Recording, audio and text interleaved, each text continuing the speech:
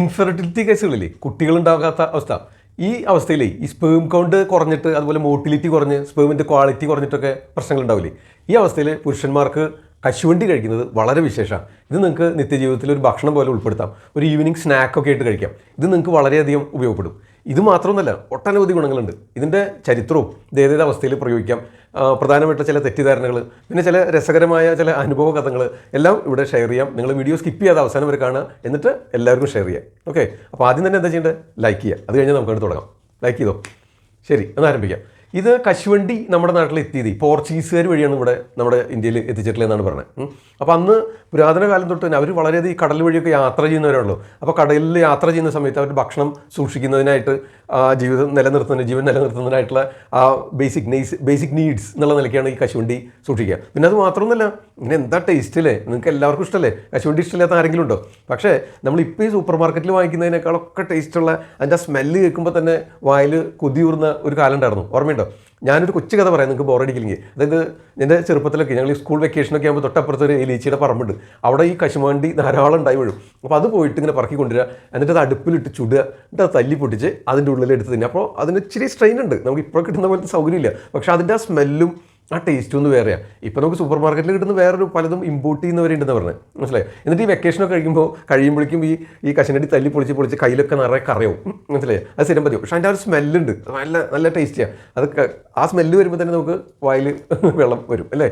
അപ്പോൾ അങ്ങനെ ഇന്നിപ്പോൾ നമുക്ക് സൂപ്പർ മാർക്കറ്റുകൾ ധാരാളം കിട്ടുന്നുണ്ട്, പല രൂപത്തിൽ. റോസ്റ്റ് ചെയ്ത്, സാൾട്ടഡ്, പിന്നെ സ്പൈസി, പ്ലെയിൻ ഒക്കെ കിട്ടുന്നുണ്ട്. ഇത് മൂന്നും കണക്കാക്കുകയാണെങ്കിൽ നിങ്ങൾ പ്ലെയിൻ ആയിട്ടുള്ളത് കഴിക്കായിരിക്കും നല്ലത്. എന്താ കാരണം എന്ന് വെച്ചാൽ ഈ സോൾട്ടഡ് ആകുമ്പോൾ നമുക്കതിൽ കുറച്ച് സോഡിയം കണ്ടൻറ്റ് ധാരാളം ഉണ്ട്. അപ്പോൾ അത് നമുക്ക് രക്തത്തിൽ അതുപോലെ BP കൂട്ടാനൊക്കെ സാധ്യതയുണ്ട്. ഈ റോസ്റ്റഡ് ആകുമ്പോൾ സ്പൈസി ആണെങ്കിലും അസിഡിറ്റിയും പിന്നെ അതിൻ്റെ ഒരു അതിലൊക്കെ ഉപയോഗിക്കുന്ന ഓയിൽസൊക്കെ നമുക്ക് വലിയ ധാരണയില്ല. പ്ലെയിൻ ആകുമ്പോൾ അത്തരം പ്രശ്നങ്ങളൊന്നും ഉണ്ടാവില്ല. കാണാനൊക്കെ നല്ല ചന്താണ്, നല്ല സുന്ദരന്മാരാണെങ്കിലും പണ്ടത്തെ എനിക്ക് ഇഷ്ടട്ടോ. പക്ഷെ അതിപ്പോൾ അത്രയധികം കിട്ടാനുമില്ല. പക്ഷെ ഇപ്പോൾ സൂപ്പർ മാർക്കറ്റുകളിൽ ധാരാളം മേടിക്കാൻ കിട്ടുന്നുണ്ട്. നമ്മുടെ കേരളത്തിൽ ഇത് വലിയൊരു കശുവണ്ടി വ്യവസായം, കേരളത്തിൻ്റെ ഒരു പ്രധാന ചെമ്മീൻ പോലെ കശുവണ്ടി ധാരാളം ഇവിടുന്ന് എക്സ്പോർട്ട് ചെയ്യുന്നുണ്ട്. കൊല്ലം ഭാഗത്തൊക്കെ ഇത് മെയിൻ ഒരു വ്യാപാരമാണ്. കൊടുങ്ങല്ലൂർ ഒരു തുറമുഖമായിരുന്നു. അതുപോലെ കൊല്ലത്ത് നിന്നൊക്കെയാണ് പണ്ട് കാലങ്ങളിൽ ഇത് കയറ്റി അയച്ചിരുന്നത് ധാരാളമായിട്ട്. കോഴിക്കോടും കൊടുങ്ങല്ലൂരും കൊല്ലത്തും ഒരു ബന്ധമുണ്ടെന്ന് തോന്നുന്നു തുറമുഖത്തിന്. അന്ന് കാലത്ത് ഈ പോർച്ചുഗീസുകാരുടെ തുറമുഖങ്ങൾ കൂടുതൽ ഇവിടെയായിരുന്നു. അപ്പോൾ അതുവഴി ധാരാളം വിദേശ നാണ്യം ഇപ്പോൾ നമുക്ക് കിട്ടുന്നുണ്ട് എക്സ്പോർട്ട് ചെയ്യുന്നൊക്കെ വഴി.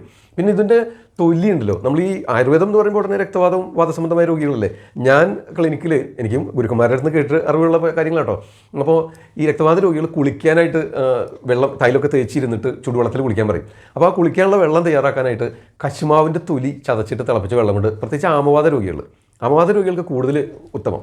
മനസ്സിലായി? എന്താ വെച്ചാൽ ഈ ആമാവസ്ഥ, ആ സ്നിഗ്ധതയും ആ ഖന്നത്തുണ്ടല്ലോ, അത് ലയിച്ച് ഇല്ലാതാവുന്നതിന്, ആ ചൂട് തട്ടുമ്പോൾ ആ ആമം ഇല്ലാതാവുന്നതിനും വേദനകൾ ശമിക്കുന്നതിനും സഹായിക്കും. അപ്പോൾ കശുമാവിൻ്റെ തൊലി ചെത്തിയിട്ട് തിളപ്പിച്ച് വെള്ളം സഹിക്കാവുന്ന ചൂടോടെ ആ മുട്ടിൽ ധാര കോരുക, അല്ലെങ്കിൽ ദേഹം കുളിക്കുന്നതിന് ഉപയോഗിക്കുക, തൈലം തേച്ച് തരുന്നതിന് ശേഷം ഒക്കെ വെച്ചിട്ട് അപ്പോൾ ഈ വേദന ശമിക്കുന്നതിന് സഹായിക്കും. അതുപോലെ കശുമാവിൻ്റെ ഇല കൊണ്ടും ഒരു ഉപയോഗമുണ്ട്. അത് നമുക്ക് ഇലകൾ 1-2 ഈ ത്രോട്ട് ഇറിറ്റേഷൻ, തൊണ്ടവേദനയൊക്കെ അനുഭവപ്പെടുമ്പോഴേ 1-2 മൂത്ത ഇല, ഒരു മീഡിയം സൈസ്, അധികം ഒത്തിരി മൂത്തതല്ല, തീരെ തളിരുമില്ലാത്ത സൈസ് ഇലയില്ലേ, അതൊരു 3-4 ചതച്ചിട്ട് വെള്ളം തിളപ്പിക്കുക. എന്നിട്ട് അത് കൗൾ കൊണ്ടു കഴിഞ്ഞാൽ ഈ തൊണ്ടയിലുണ്ടാകുന്ന ഗ്ലാൻഡ് എൻലാർജ്മെൻറ്റും ആ നീരിറങ്ങിയിട്ടുള്ള തൊണ്ടവേദനയും ഒക്കെ ശമനം കിട്ടുന്നതിന് സഹായിക്കും. പിന്നെ ഇനി വേറൊരു ഉപയോഗം ഉണ്ട് കേട്ടോ.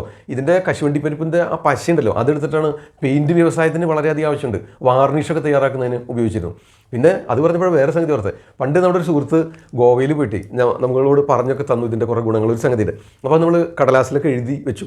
ആദ്യത്തെ തവണ ഗോവയിൽ ചെന്നിട്ട് നേരെ അത് അന്വേഷിച്ച് നടക്കുക. എന്നിട്ട് അത് അവിടെ കൊണ്ട് കാണിച്ചു, ഈ മെഡിക്കൽ ഷോപ്പിൽ മരുന്നൊക്കെ എഴുതി കൊണ്ട് കാണിക്കണം പോലെ. അപ്പോൾ അവരത് തന്നു. അപ്പോൾ അവിടെ ആകെ ഒരു ആശപ്പശക്ക് തോന്നി. പക്ഷേ അത് കഴിച്ചു, വലിയ ദിവ്യൌഷധം പോലെ, നമുക്കിതിനെപ്പറ്റി അറിയില്ല, കഴിച്ചു. അപ്പോൾ അവർ കുറച്ചും കൂടി വേണമെന്ന് വെച്ച് കുറച്ചും കൂടി കഴിച്ചു. അപ്പോൾ അത് കഴിഞ്ഞ് കുറച്ച് കഴിഞ്ഞപ്പോഴേക്കേ പിന്നെ ഒന്നും ഓർമ്മയില്ല. പിന്നെ തലയിറ്റി പോയി കിടന്നു. നേരം സന്ധ്യയായപ്പോഴാണ് ഒരു നല്ലൊരു ദിവസം അങ്ങോട്ട് നഷ്ടപ്പെട്ടു. എന്താണെന്നറിയോ? ഫെന്നി, ഗോവൻ ഫെന്നി, അത് ഈ കാജു ഫെന്നി എന്ന് അവർ പറയാം. അപ്പോൾ അത് വേറെ ഒന്നുമില്ല കേട്ടോ, അതൊന്നും ഓരോരുത്തർ പറഞ്ഞിട്ട് വാങ്ങി കുടിക്കേണ്ട. അത് നമ്മുടെ നാടൻ വാറ്റുചാരായം പോലത്തെ സംഗതിയാണ്. അത് കഴിച്ചു കഴിഞ്ഞാൽ നമുക്ക് ഒരു പിടി ഉണ്ടാവില്ല. അത് നാടൻ, അവിടുത്തെ ഇതാണ് ഏറ്റവും വില കുറഞ്ഞ മദ്യം. അവിടെ സുലഭമായിട്ട് ലഭിക്കുന്ന ഇതിൻ്റെ നീരിൽ നിന്ന് ഒറ്റ തയ്യാറാക്കുന്നതാണ്. അപ്പോൾ അത് അങ്ങനെ മദ്യം തയ്യാറാക്കാനായിട്ട് എടുക്കുന്നുണ്ട്. അപ്പോൾ അത് അങ്ങനെ കൂടുതൽ റെക്കമെൻഡ് ചെയ്യുന്നില്ല, ഞാനും പറയുന്നില്ല കേട്ടോ, എൻ്റെ ഒരു ചെറിയ അനുഭവം പറഞ്ഞു മാത്രം, അറിയാത്തതുകൊണ്ട് അത് കഴിച്ച് അങ്ങനെ നേരെ രാവിലെ പോയി കിടന്ന് പിന്നെ സന്ധ്യയായപ്പോഴാണ് ഉണർന്നത്. അന്നത്തെ ഒരു ദിവസം അങ്ങോട്ട് പോയി കിട്ടി. അപ്പോൾ അങ്ങനെ മദ്യം ഉണ്ടാക്കാൻ, പെയിൻ്റ് ഉണ്ടാക്കാൻ, ഒക്കെ കൂടി ഇതിന് പ്രയോജനം ഉണ്ടെന്ന് അർത്ഥം. ഓക്കെ, അത് പറഞ്ഞു മാത്രം. പോർച്ചുഗീസുകാരായിട്ടാണ് നമ്മുടെ നാട്ടിൽ വന്നിട്ടുള്ളത്. ഇനി നമുക്ക് ഇതിൻ്റെ ആരോഗ്യ ഗുണങ്ങൾ ഒട്ടനവധിയാണ്. നമ്മളിപ്പോൾ യാത്രയൊക്കെ ചെയ്യുകയാണെങ്കിൽ, ഒരുപാട് യാത്രയൊക്കെ ചെയ്യുകയാണെങ്കിൽ, ഇപ്പോൾ നമുക്ക് ഫുഡൊക്കെ ഇല്ലാതെ ഇപ്പോൾ ഒരു ജംഗിൾ ട്രക്കിങ്ങോ അങ്ങനെയൊക്കെ പോകുകയാണെങ്കിൽ നമുക്ക് ജീവൻ നിലനിർത്താനായിട്ട് ഏറ്റവും ബെസ്റ്റാണ് കശുവണ്ടി. എന്ന് വെച്ച് കഴിഞ്ഞാൽ ഇതിൽ ധാരാളം കാർബോഹൈഡ്രേറ്റും ഫാറ്റും പ്രോട്ടീനും അടങ്ങിയിട്ടുണ്ട്. പിന്നെ മഗ്നീഷ്യവും കാൽസ്യവും ഒക്കെ ഉണ്ട്. അപ്പോൾ നമ്മുടെ ബോൺ ഹെൽത്തിനും ഹെയറിന് മുടിവേരുകൾക്ക് ബലം നൽകാൻ, പല്ലുകൾക്ക് ബലം നൽകാൻ, എല്ലുകൾക്ക് ബലം നൽകാൻ ഒക്കെ നന്നാവും. അപ്പോൾ സ്കിന്നിന് വളരെ നല്ലതാണ്. പിന്നെ ഇതിൽ അപ്പോൾ നമുക്ക് ജീവൻ നിലനിർത്തുന്നതിന് നമുക്കൊരു ഭക്ഷണമായിട്ട് ഇപ്പോൾ ഒരുപാട് അതിസ്ഥൗല്യം, തടിയും അല്ലെങ്കിൽ നമുക്ക് കുടവയറൊക്കെ ഉള്ളവരെ ഇനി ഒരു നേരത്തെ ഭക്ഷണം സ്കിപ്പ് ചെയ്തിട്ട് വെയിറ്റ് കുറയ്ക്കാനും വയറ് കുറയ്ക്കാനൊക്കെ ആഗ്രഹിക്കുന്നുണ്ടെങ്കിൽ നമുക്ക് അല്പം കഴിച്ചാൽ മതി. നമുക്ക് ശരീരത്തിന് വേണ്ടതായ പോഷകങ്ങളൊക്കെ അടങ്ങിയിരിക്കുന്നു. നമ്മൾ ഒത്തിരി വയറ് നിറച്ച് വെട്ടി വിഴുങ്ങുമ്പോഴല്ലേ നമുക്ക് അതിസ്ഥൗല്യവും കുംഭവയറും കുടവയറൊക്കെ വരണേ.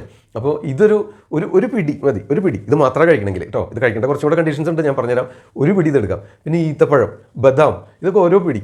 അത് മാത്രമൊക്കെ ലഞ്ച്. ഇതത് നന്നായിട്ട് ചവച്ചരച്ച് കഴിക്കുക. നല്ലൊരു ഹെൽത്തിയാണ്.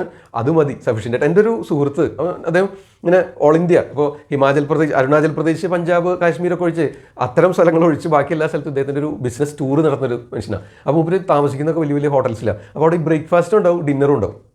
ലഞ്ച് പുള്ളി കഴിക്കില്ല. അതിന് പകരം പുള്ളി ബാഗിൽ സ്ഥിരം കരുതുന്ന ഒരു സംഗതിയാണ് ഈ അണ്ടിപ്പരിപ്പും ബദാമും, പിന്നെ ഇതൊക്കെ അണ്ടിപ്പരിപ്പ്, ബദാം, ഈത്തപ്പഴം.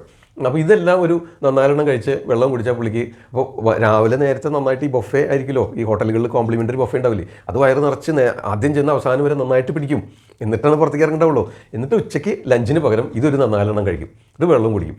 അപ്പോൾ പുള്ളിക്കുള്ള ഫീൽഡ് വർക്കൊക്കെ ഭംഗിയായിട്ട് നടക്കും. അത് കഴിഞ്ഞ് വൈകിട്ടും ഇതുപോലെ നേരത്തെ അവിടെ റെസ്റ്റോറൻറ്റ് ഓപ്പൺ ആകുമ്പോഴേ കയറി ഡിന്നർ കഴിച്ച് അവസാനം ഇറങ്ങുള്ളൂ അത്രയും അവിടെ നിന്ന്. അപ്പോൾ അങ്ങനെ വെയിറ്റ് കുറയ്ക്കുന്നതിന് സഹായിക്കും. അപ്പോൾ നമുക്ക് വളരെ ലൈറ്റ്നെസ് തോന്നും, എന്നാൽ എനർജി ഉണ്ടാവും ശരീരത്തിന്. എന്നുവെച്ചാൽ ഇഷ്ടംപോലെ കാർബോഹൈഡ്രേറ്റ് ഉണ്ട്, പ്രോട്ടീൻ ഉണ്ട്, ഫാറ്റ് ഉണ്ട്. ഇനി ഇതിൽ ഫാറ്റിൻ്റെ കഥ പറഞ്ഞാൽ കൊളസ്ട്രോൾ കൂടുന്നും കൂടില്ല എന്നും ഭയങ്കരമായ തർക്കം നടക്കുന്ന ഒരു വിഷയം. അത് ഇതിൽ fat HDL cholesterol, high density ലിപ്പിഡും ലോ ഡെൻസിറ്റി ലിപ്പിഡും ഉണ്ട്. നിങ്ങൾ ഒന്നുകൂടി സംശയൻ്റെ വീഡിയോ ഒന്നുകൂടി കേട്ടാൽ മതി, വ്യക്തമായിട്ട് മനസ്സിലാവും. ലോ ഡെൻസിറ്റി ലിപ്പിഡ് ആണ് നമ്മുടെ ഹൃദയാരോഗ്യത്തിൽ. അപ്പോൾ അതിങ്ങനെ ഒഴുകി നടക്കുന്ന ഫ്ലോയിങ് ടൈപ്പാണ് ലോ ഡെൻസിറ്റി ലിപ്പിഡ്. അതുപോലെ ഹൈ ഡെൻസിറ്റി ലിപ്പിഡ് ഭയങ്കര സ്റ്റിക്കി ആയിട്ട് അങ്ങനെ ഹെവിയാണ്, അതങ്ങനെ മൂവ് ചെയ്യില്ല. അപ്പോൾ ഈ മൂവ് ചെയ്യുന്ന LDL കൊളസ്ട്രോളാണ് നമുക്ക് അപകടകാരി. എന്താ കാരണം വെച്ചാൽ ഞാൻ മുമ്പൊരു വീഡിയോയിൽ പറയണ്ടായി, നമ്മുടെ രക്തക്കുഴലുകളിൽ അത് സഞ്ചരിക്കുകയും അത് അടിഞ്ഞുകൂടിയും ചെറിയ ചെറിയ വെയിൻസിൽ, ബ്ലഡ് ആർട്ടറീസിൽ അത് അടിഞ്ഞുകൂടുകയും ചെയ്യും. അതായത് ഏറ്റവും ചെറിയ രക്തക്കുഴലുകൾ ഹൃദയത്തിലേക്കാണ്. അപ്പോൾ ആ ഹൃദയത്തിൽ LDL കൂടിക്കഴിഞ്ഞാൽ അവിടെ വന്ന് അടിഞ്ഞുകൂടുന്നതിന് സഹായിക്കും. പക്ഷേ ഇതിന് അണ്ടിപ്പരിപ്പിൽ HDL കൊളസ്ട്രോളാണ്. അപ്പോൾ LDL കൊളസ്ട്രോൾ കൂടുകയും അത് ഹൃദയ ധമനികളിൽ അടിഞ്ഞുകൂടുകയും ചെയ്താൽ ഹാർട്ട് അറ്റാക്ക്, ഹൃദയാഘാതമൊക്കെ ഉണ്ടാവാൻ സാധ്യതയുണ്ട്. പക്ഷേ ആ സംഗതി ഇതിനെപ്പറ്റി പേടിക്കേണ്ടത് എന്ന് വെച്ചാൽ HDL കൊളസ്ട്രോളാണ് അണ്ടിപ്പരിപ്പ് കഴിക്കുമ്പോൾ കൂടുക.